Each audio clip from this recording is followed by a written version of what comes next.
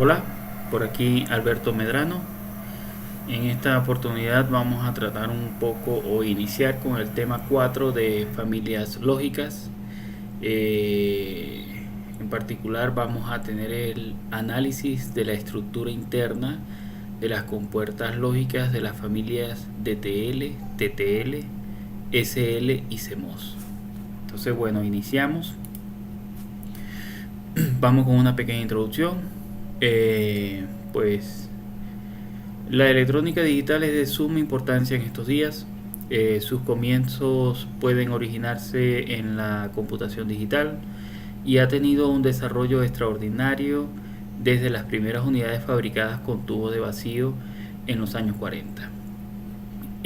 La guerra y otros factores han, digamos, potenciado la necesidad del desarrollo tecnológico, y en ese sentido pues la parte de la electrónica ha, digamos, ciertamente ganado campo, ¿no?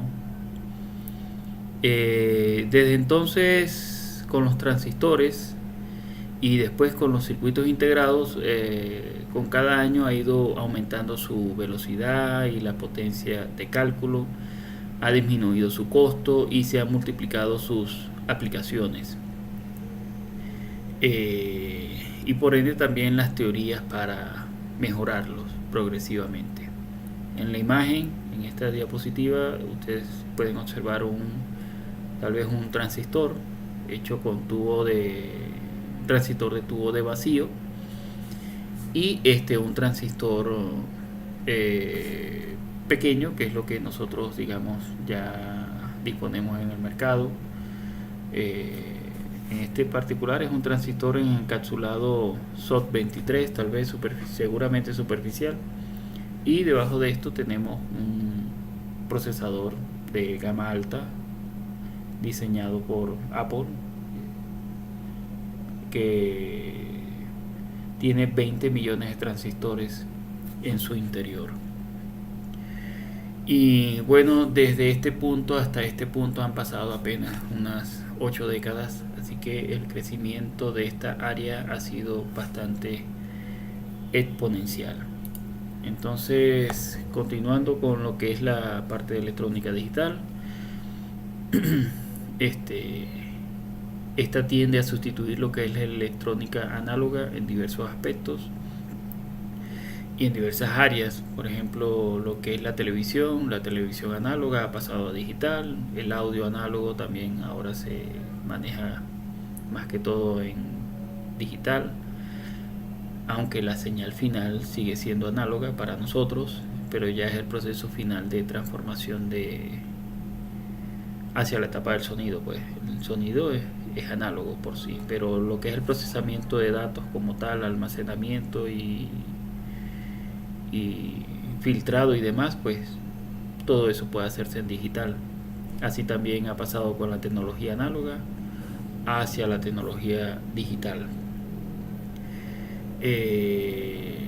Y la gran virtud de la electrónica digital es su calidad.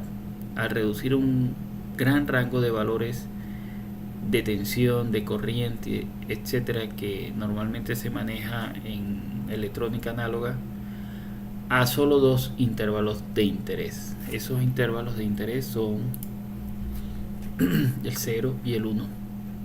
Aquí en adelante todo lo que trabajemos en electrónica digital se va a basar en estos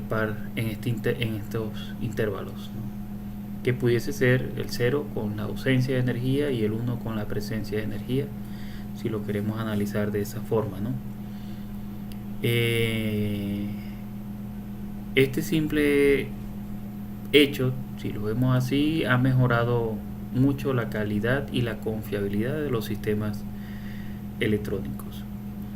Los sistemas digitales la electrónica digital se diseña con amplios márgenes de redundancia para garantizar su robustez.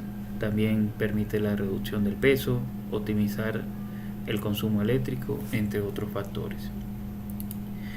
En este curso de sistemas lógicos tiene una introducción muy somera a lo que son los bloques funcionales, esto que normalmente también utilizamos en sistemas digitales, solo que en esta oportunidad los sistemas lógicos vistos en electrónica 2 lo que queremos es, digamos, conocer la estructura interna de esto, no tanto el análisis o el resolver operaciones booleanas para alcanzar una respuesta determinada, sino cómo están constituidas internamente estas compuertas, cómo están constituidas a nivel físico, cómo se desarrolla esto con el uso de componentes.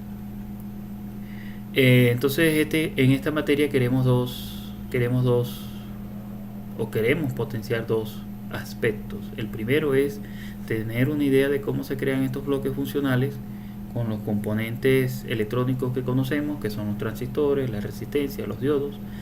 En esta área, en este campo, o digamos en este mundo, los condensadores físicos son seres extraños, son seres que son piezas que nosotros, digamos, intentamos evitar, porque el efecto capacitivo nos va a limitar la frecuencia de funcionamiento.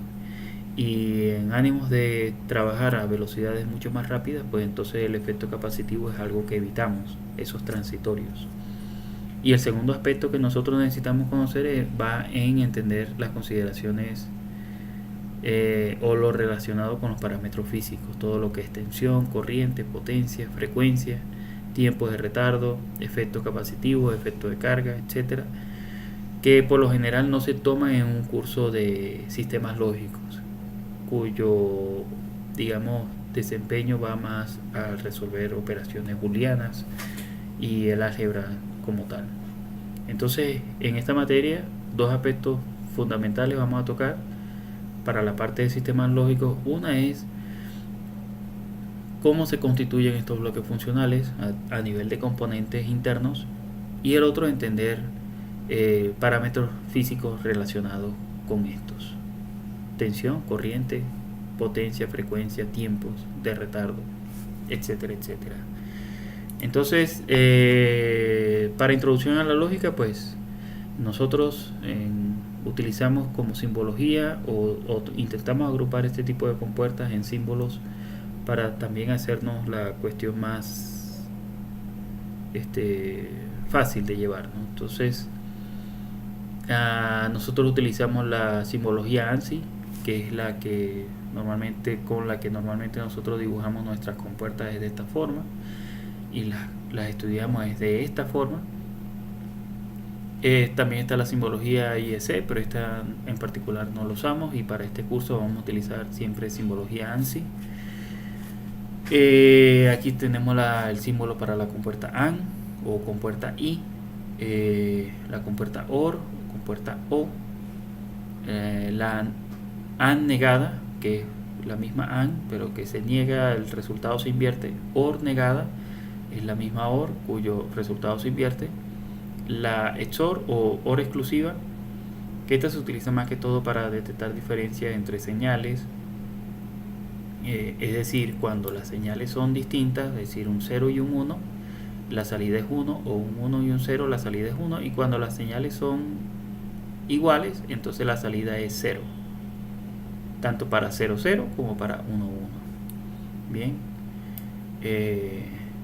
XNOR, que es una OR exclusiva negada. Cuando ustedes consigan un puntillo así como este, lo que quiere decir es que se está invirtiendo la señal. Está haciendo lo mismo entonces que una NOT, que agarra el 0, lo pasa a 1 y el 1 lo pasa a 0. Otro tipo de compuerta bastante común utilizar es la buffer, que la buffer no cambia el estado. Si entra 0 sale 0, y si entra 1 sale 1, pero se utiliza para interconectar varios sistemas, para interconectar, digamos, un sistema con otro, bien sea por un ajuste de impedancia o algo así. Bueno, esta es la parte de símbolos. Aquí, pues, antes de entrar en las familias de TL, TTL y todas las familias que vamos a estudiar en este curso, como introducción a la lógica, uno puede desarrollar compuertas utilizando componentes pasivos básicos como son las resistencias y los diodos. En este caso, aquí tenemos un par de ejemplos. Tenemos la compuerta AND a la izquierda y la compuerta OR a la derecha. El funcionamiento básico de este sistema es que, bueno, nosotros tenemos la AND como tal vez vimos en esta diapositiva, pero no hablamos al respecto. Cuando las entradas son 0, 0, la salida es 0. Cuando es 0, 1, la salida es 0. Cuando es 1, 0, la salida es 0. Y solo es 1 cuando la salida es 1, 1. Es decir, que la A necesita que las dos entradas sean 1 para que la salida sea 1. Y en el caso de la OR, lo que tenemos es que solo es 0 cuando las entradas son 0. Y si cualquiera de ellas es 1 o ambas son 1, la salida es 1. Bien, entonces este es el funcionamiento de la compuerta OR por acá, o la compuerta AND. Y este es el equivalente de circuito de su forma más básica, utilizando resistencias y diodos. El funcionamiento de la AND solo va a funcionar en 1 cuando las dos entradas son 1, porque de ser 0, cualquiera de ellas, lo que va a suceder es que el circuito se va a cerrar a través del diodo. Se cierra a través del diodo, entonces la caída de tensión acá va a ser la caída de tensión de la polarización en directa del diodo. Es decir, que cuando una entrada es 0, la salida en este nodo, en este punto, va a ser el voltaje del diodo, que puede ser 0,7, 0,6, 0,55, dependiendo el diodo que estén utilizando, la tecnología con la cual está construido, si es silicio, si es germanio, si es... También depende del factor de temperatura y de la corriente que se esté pasando a través de este. Entonces, pero la caída de tensión va a ser un voltaje bajo, es decir, 0 punto algo, que es la caída de tensión del diodo. Entonces, cuando hay una caída de tensión cercana a 0, pues se reconoce como un 0. En el caso cuando las dos están en 1, lo que sucede es que el voltaje del cátodo es mayor que el del ánodo, por lo tanto el diodo trabaja como una barrera y no va a dejar pasar corriente eléctrica. Al estar como una barrera, lo que queda es la resistencia pull-up que garantiza el estado lógico 1. Y así funciona una AND utilizando resistencias y diodos. Para hacer una OR, entonces lo que hay que hacer es pasar esta resistencia y en vez de colocar la pull-up para garantizar el estado 1, cuando esto no esté presente, aquí se coloca una resistencia pull-down para garantizar el 0 cuando esto no esté presente. La cuestión acá es que con cualquiera de ellas que sea un 1 o digamos 5 voltios, lo que va a suceder es que se va a cerrar el circuito, porque los diodos, como observan también acá, están polarizados a la inversa, ¿no? Aquí están conectados por el ánodo, así que se cierra el circuito a través de empezando por la señal. Y al cerrarse el circuito, la caída de tensión entonces en este punto va a ser la caída de tensión de la resistencia, que es equivalente a, si por ejemplo aquí fuese 5 voltios, la caída de tensión va a ser 5 voltios menos el voltaje de polarización en continua del diodo. Si el diodo es de 0.7, entonces aquí vamos a tener 4.3, y 4.3 está cercano a 5, por lo tanto se reconoce como un 1 lógico, o se intenta procesar como un 1, como un alto.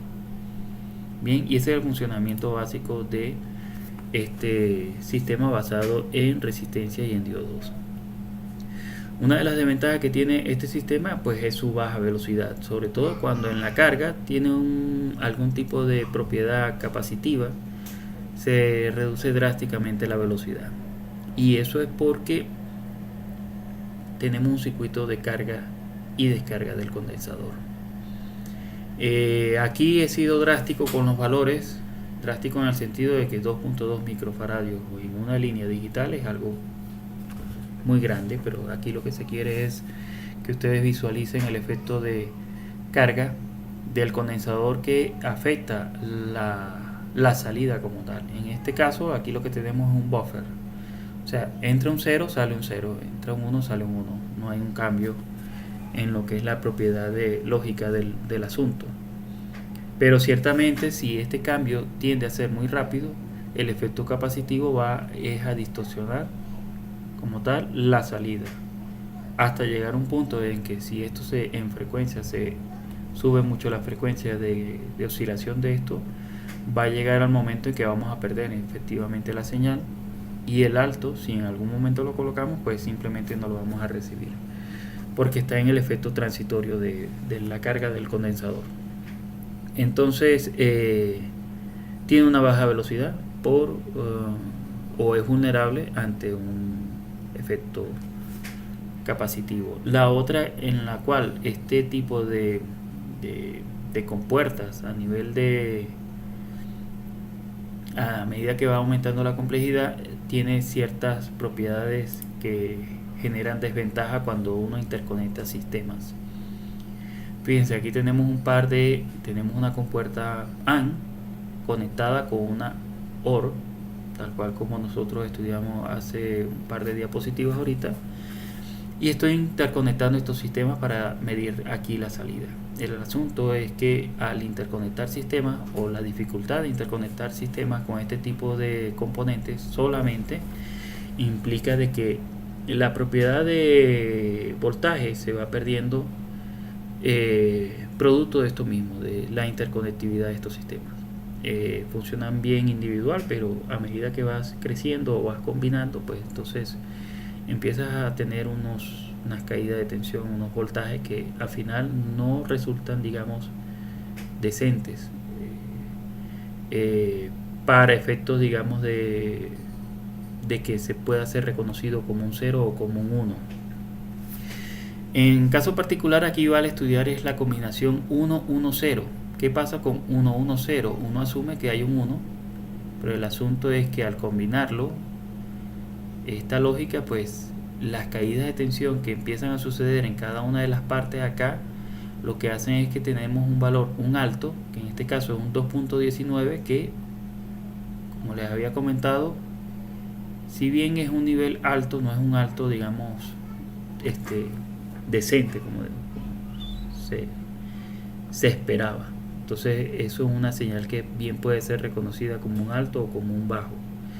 Y lo ideal es que se manejan siempre en los intervalos, en los extremos de esos intervalos. De modo que cuando se envíe un 1, estemos seguros de que sea un 1 que reciba el otro sistema. Y así mismo sucede con el 0.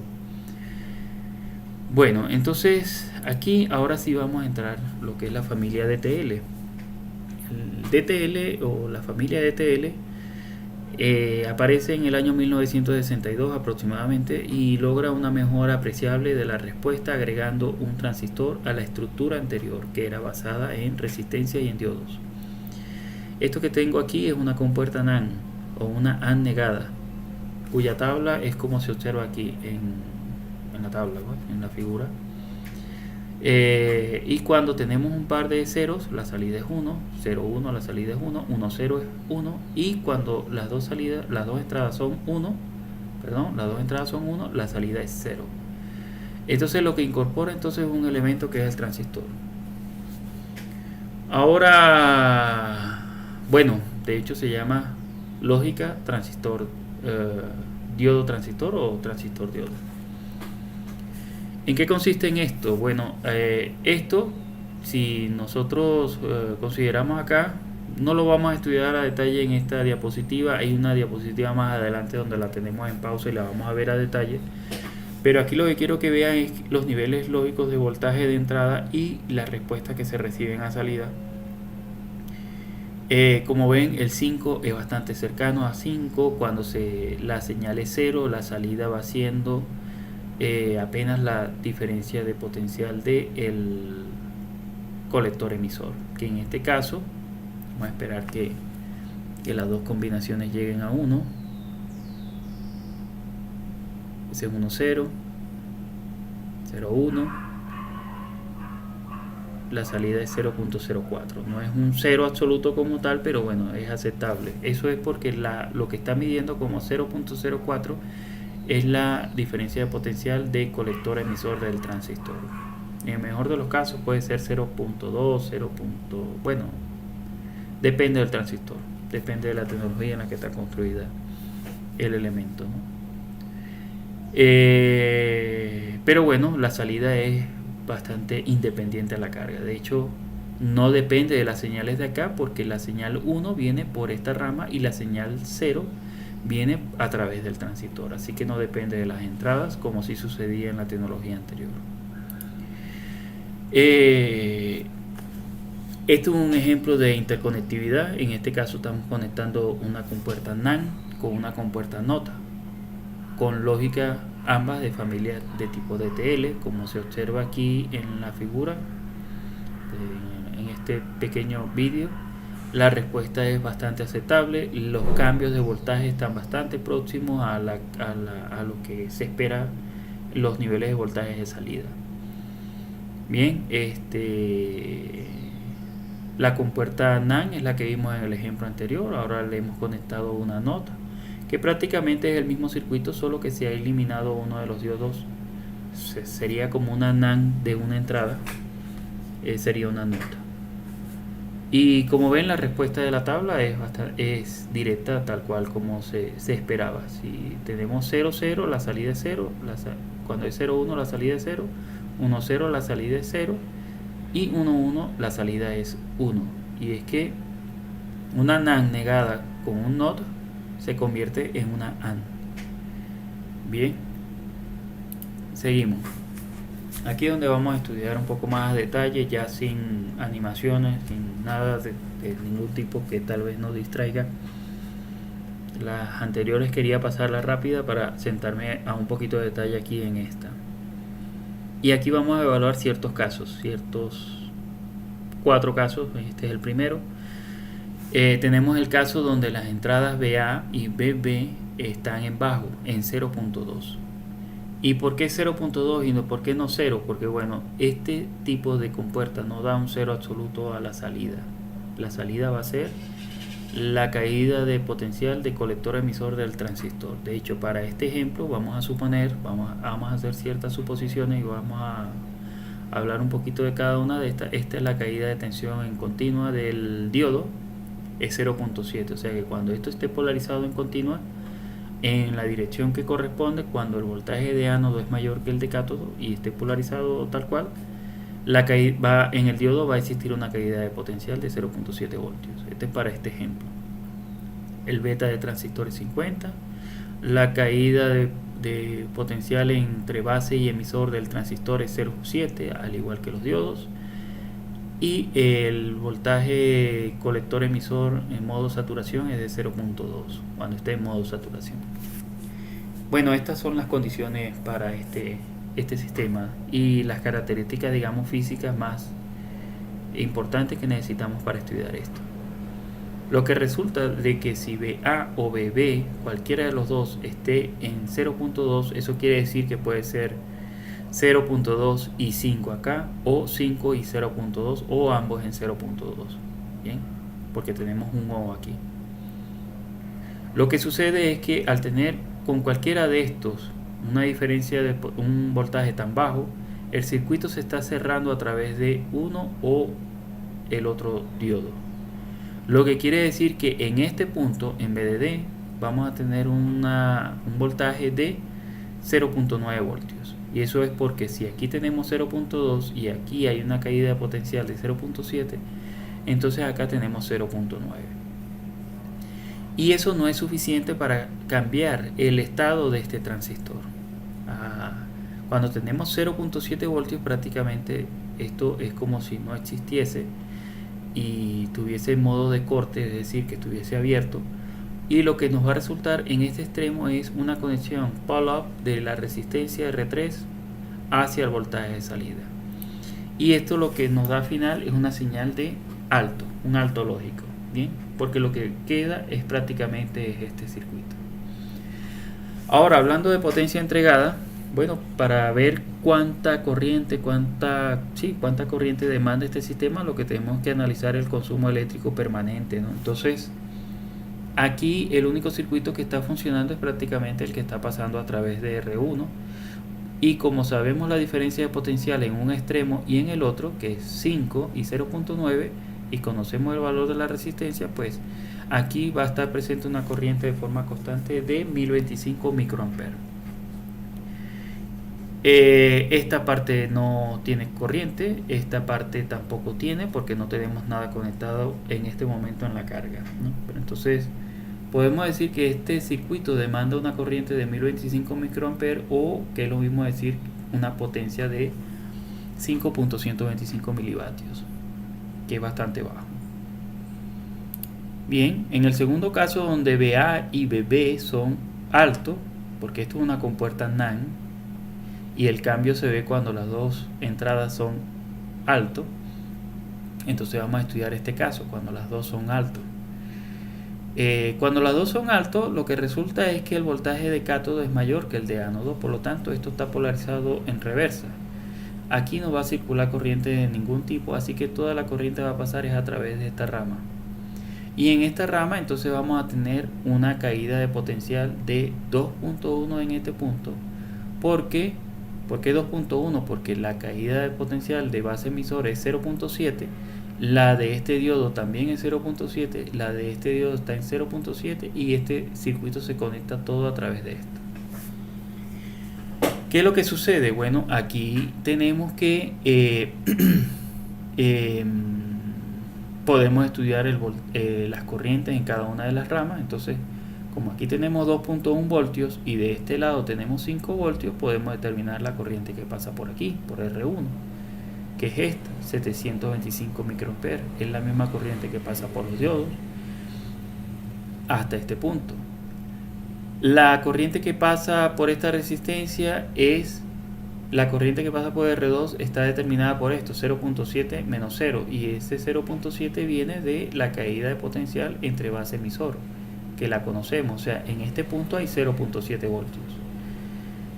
Y también conocemos aquí que está puesto a tierra, entonces podemos determinar la corriente de esta. Y al conocer estas dos corrientes podemos obtener entonces la corriente de base por la diferencia, y nos resulta en 585 microamperes. Al entrar este transistor ya no está en corte, sino que está en modo saturación, esto pasa, digamos, a hacer un switch que se cierra. Por lo tanto, la caída de potencial en este punto, justo en este punto, va a ser la caída de potencial de colector emisor en modo saturación, que es 0.2 voltios. Y 0.2 voltios se reconoce como un bajo. Y es lo que resulta acá. Cuando tenemos dos entradas en alto, la salida es un bajo en este tipo de compuerta, que es la DTL.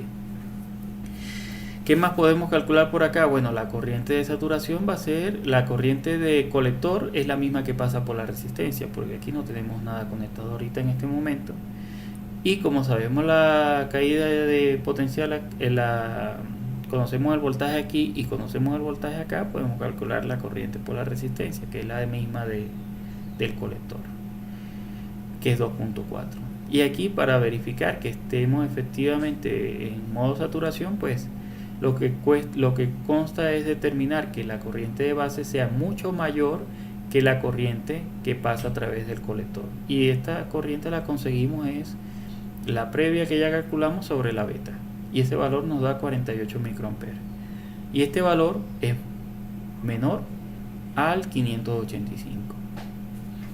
Bien, y este es el funcionamiento de esto. ¿Cuánta potencia entrega o cuánta corriente demanda este sistema? Bueno, este sistema demanda unas corrientes que están siendo distribuidas a lo largo de su circuito, pero que en lo sumo da 3.29 miliamperes o un equivalente de 16.45 milivatios. Bien, es un poco mayor a lo que se maneja cuando la condición era la otra, ¿no? La anterior. Seguimos con el análisis de la DTL. Entonces tenemos la misma situación. Ahora estoy conectando estas señales a un 0. Vamos a evaluar esto ahora con un 0. Es la misma compuerta NAND, pero ahora vamos a agregar un elemento de capacitivo, un condensador.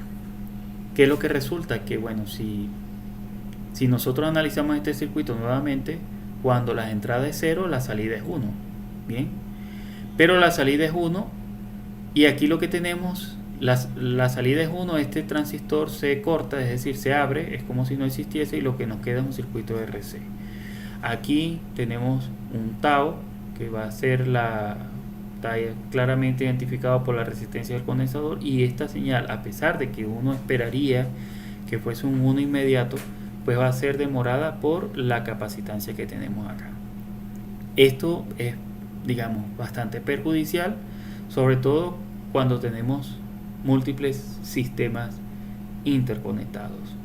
Entonces, esas son las consideraciones que hay que tener, que estos efectos de carga de tipo condensador pues nos puede afectar muchísimo cuando nosotros interconectamos sistemas.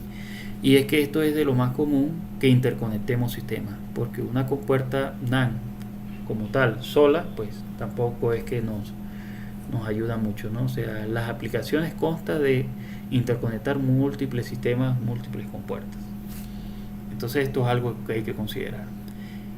¿Cuánto tardaría entonces para que el otro componente que tal vez interconectemos acá pueda recibir el 1? O sea, o pueda entender la señal como un 1. Pues entonces hay que estudiar nuevamente la parte, lo de los circuitos RC, para ver cuánto tiempo tarda este condensador en alcanzar el nivel aceptable, de modo que aquí en VDD se pueda colocar 2.1 voltios, que es lo que se necesita para pasar este señor a modo saturación.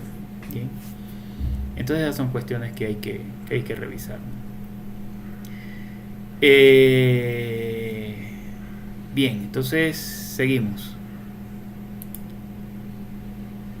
¿Qué pasa cuando BA y BB son altos? Bueno, lo que resulta es que ahora sí el circuito va por aquí. Efectivamente va por aquí. Bien. Pero también tenemos el mismo efecto. Cuando esto pasa a saturación, es decir, que pasa a continuidad aquí, la caída, la diferencia de potencial va a ser aquí 0.2, y si esto tiene algún voltaje, digamos 5 voltios, se va a, digamos, a cortocircuitar. O sea, va a ser una descarga muy rápida, pero va a suceder. Lo que resulta es que en la versión anterior, cuando se pasa de bajo a alto, el sistema al final, ya resuelto lo que son las partes de las ecuaciones de carga y descarga del condensador, en este tipo de sistema lo que resumen es que el sistema de pasar de bajo a alto es 3 veces más lento la transición. Bien, y que cuando va de alto a bajo, aquí porque es un cortocircuito y en el otro porque el circuito se tiene que cargar.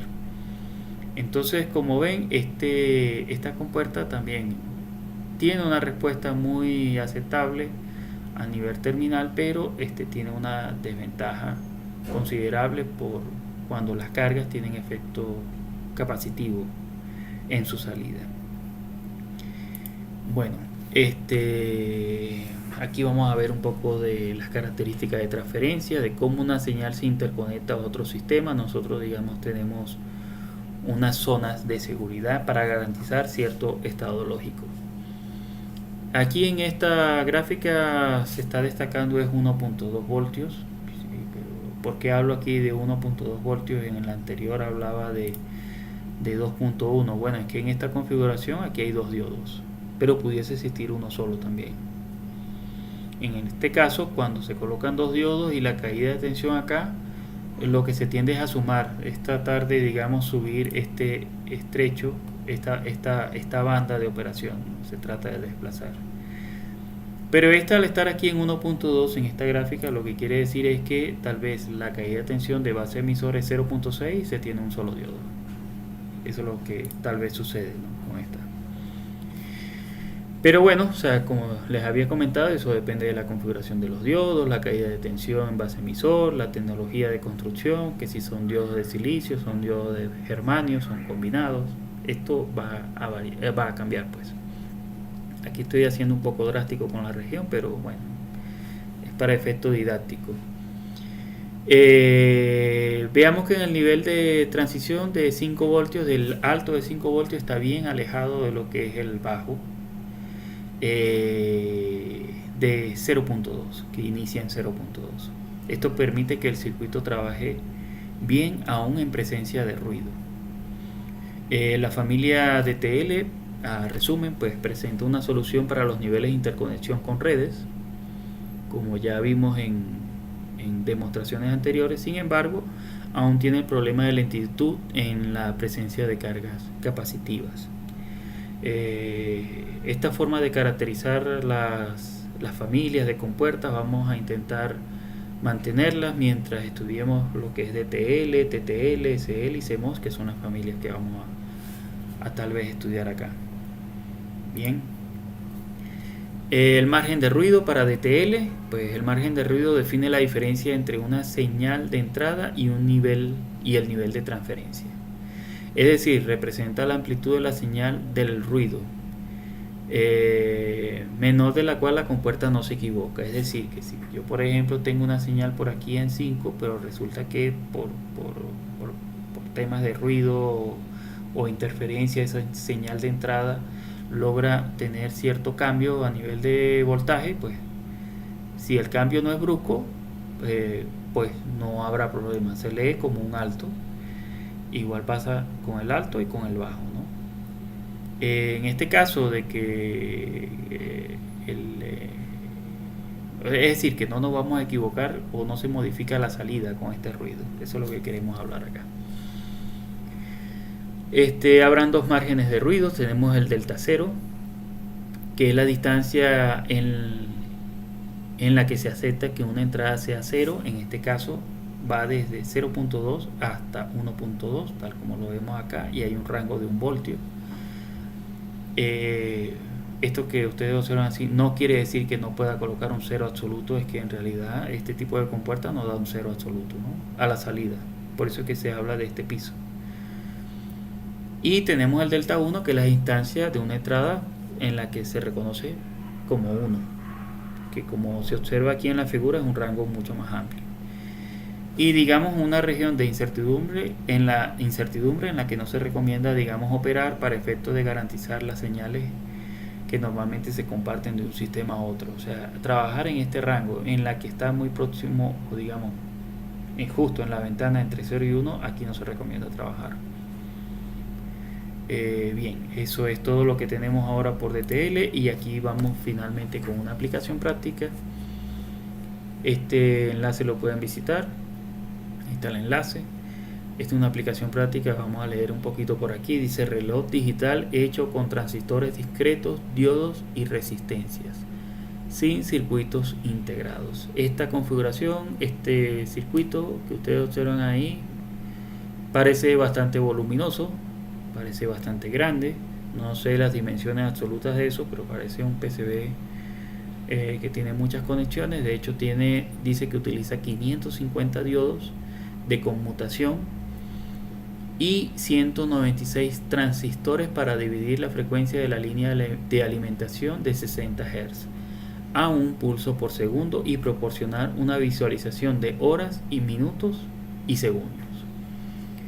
Entonces hay una etapa de acondicionamiento de señal, hay una etapa de detección, incluso de conteo de la frecuencia de alimentación, que es de 60 Hz. Tiene una parte de botones selectores para poder cambiar la hora y los minutos. Y además de 550 diodos, 196 transistores, tiene muchísimas resistencias. Y además elementos de display 7 segmentos, los indicadores, etcétera. Pudiese funcionar perfectamente para nuestro sistema eléctrico, que también es de 60 Hz. Eso no quiere decir que no pueda funcionar en otros sitios donde el sistema eléctrico es de 50 Hz, solo que como este reloj también aprovecha la